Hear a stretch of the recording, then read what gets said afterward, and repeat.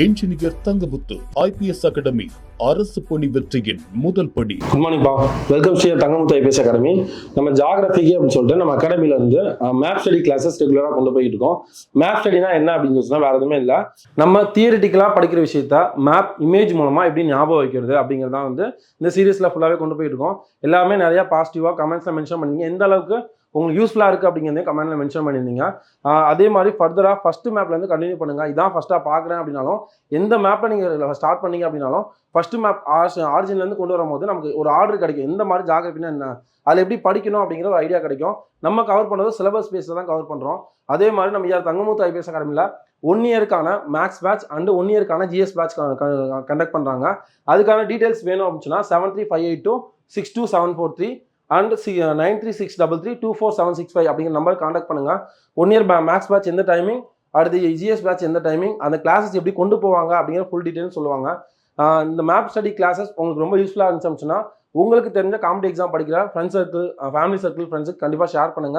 உங்களுக்கு எவ்வளோ தூரத்துக்கு யூஸ்ஃபுல்லாக இருந்துச்சு அப்படிங்கிறத நீங்கள் கமெண்ட்ல மென்ஷன் பண்ணுங்க.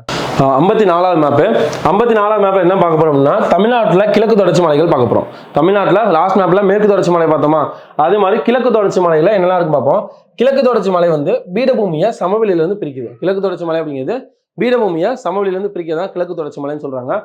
இதுல என்னென்ன மலை அப்படின்னா, ஜவ்வாது மலை ஃபர்ஸ்ட், என்னது ஜவ்வாது மலை, 2வது கல்வராயன் மலை, 3வது சேர்வராயன் மலை, 4வது பச்சை மலை கொல்லிமலை.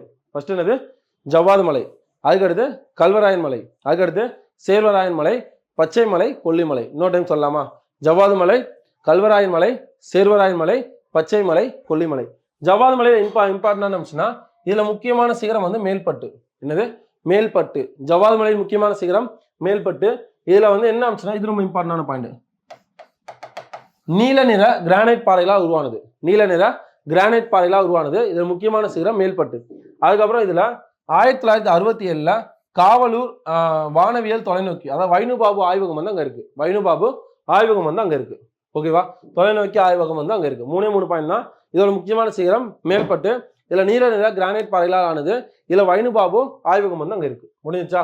அடுத்து கல்வராயன் மலை அப்படிங்கிறது, இது எதுக்கான பேர் வந்துச்சு அப்படின்னா, கரலர் பழங்குடியினர் அங்க அதிகமா இருப்பாங்க. என்ன பழங்குடியினர், கரலர் பழங்குடியினர் அங்க அதிகமாக காணப்படுறதுனால அங்க கல்வராயன் மலைன்னு பேர் வந்துச்சு. சேர்வராயன் மலை, சேர்வராயன் மலைன்னு பேர் வர்றதுக்கு காரணம், அது உள்ளூர் தெய்வத்தோட பேர் தான் சேர்வராயன், அதனால சேர்வராயன் மலைன்னு வச்சிருக்காங்க. அவ்வளவுதான். இதோட முக்கியமான சிகரம் சோலைக்காடு. இதோட முக்கியமான சிகரம் சோலைக்காடு. இதுதான் என்ன சொல்லுவாங்க அப்படின்னா, கிழக்கு தொடர்ச்சி மலையின் தென் பகுதியின் உயர்ந்த சிகரம் சொல்லுவாங்க. இது ஒரு டைம் கேட்ட பிஓ கொஸ்டின் பா. கிழக்கு தொடர்ச்சி மலையின் தென் பகுதியின் உயர்ந்த சிகரம் என அழைக்கப்படுவது சோலைக்காடு. இன்னொரு டைம் சொல்லலாமா, கிழக்கு தொடர்ச்சி மலையின் தென் பகுதியின் உயர்ந்த சிகரம் சோலைக்காடு. அதுக்கப்புறம் என்னது, ஏழைகளின் ஊட்டி என அழைக்கப்படுவது ஏற்காடு. இது ஒரு டைம் கேட்ட பிஓ கொஸ்டின். ஏழைகளின் ஊட்டி என அழைக்கப்படுவது ஏற்காடு. மலைகளின் ராணி என தமிழ்நாட்டில் அழைக்கப்படுவது ஊட்டி. மலைகளின் இளவரசி என அழைக்கப்படுவது கொடைக்கானல். இந்தியாவில் மலைகளின் ராணி என அழைக்கப்படுவது சிம்லா. இது அப்படியே பார்த்தோம்ல, அப்படியே ரிவைஸ் பண்ணிடலாம்.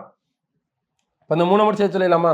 ஜவ்வாது மலையில் 3 பாயிண்ட் என்ன, சிகரம் மேல்பட்டு, அதுக்கப்புறம் அதுல நீல நிற கிரானைட் பாறைகளால் உருவானது இருக்கு. அதுக்கப்புறம் வைனுபாபு தொலைநோக்கி ஆய்வகம் இருக்கு. முடிஞ்சா.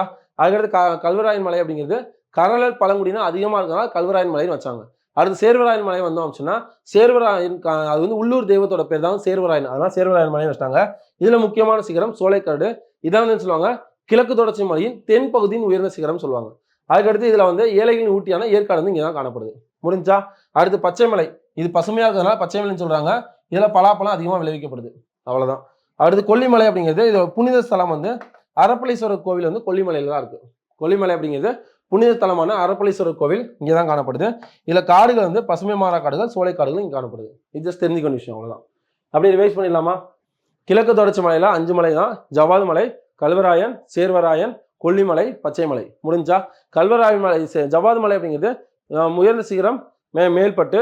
அதுல என்ன இருக்கு, நீல நிற கிரானைட் பாறைகளால் ஆனது. அதுக்கப்புறம் வைனுபாபு தொலைநோக்கி ஆய்வகம் இருக்கு. முடிஞ்சா. அடுத்து கல்வராயன் மலைனா ஒரே பாயிண்ட் தான், கரலர் பழங்குடியினர் அதிகமா இருக்கிறதுனால அது கல்வராயன் பேர் வச்சாங்க. அது கீழே சேர்வராயன். சேர்வராயன் மலை அப்படின்னு சொன்னா உள்ளூர் தெய்வத்தோட பேர் வச்சாங்க. இதுல உயர்ந்த சிகரம் அப்படிங்கிறது சோலைக்காடு. அது சோலைக்காடு தான் என்ன சொல்லுவாங்க, கிழக்கு தொடர்ச்சி மலையின் தென் பகுதியின் உயர்ந்த சிகரம் சொல்லுவாங்க. இதுல வேற என்ன கோலை வாழியம் இருக்கு, ஏழைகளின் ஊட்டியை அழைக்கப்படும் ஏற்காடு அங்கதான் காணப்படுது. பச்சை மலை பசுமையா இருக்கிறதா பச்சை மலைன்னு சொல்றாங்க. பலாப்பழம் உற்பத்தி அங்கே அதிகமாக இருக்கும். வேளாண்மை அதிகமாக பண்ணுவாங்க. அடுத்து கொல்லிமலையில புனித ஸ்தலமான அரப்பளீஸ்வரர் கோவில் அங்கதான் காணப்படுது. அடுத்து காடுகள், பசுமைமான காடுகள், சோலை காடுகள் அங்க காணப்படுது. ஓகேப்பா, அந்த மேப் கண்டிப்பா யூஸ்ஃபுல்லா இருந்து நம்புறேன். ஃபர்தரா அடுத்த மேப்ல என்னன்னு சொல்லிட்டு பார்க்கலாம். ஆல் தி வெரி பெஸ்ட் பா. தேங்க்யூ.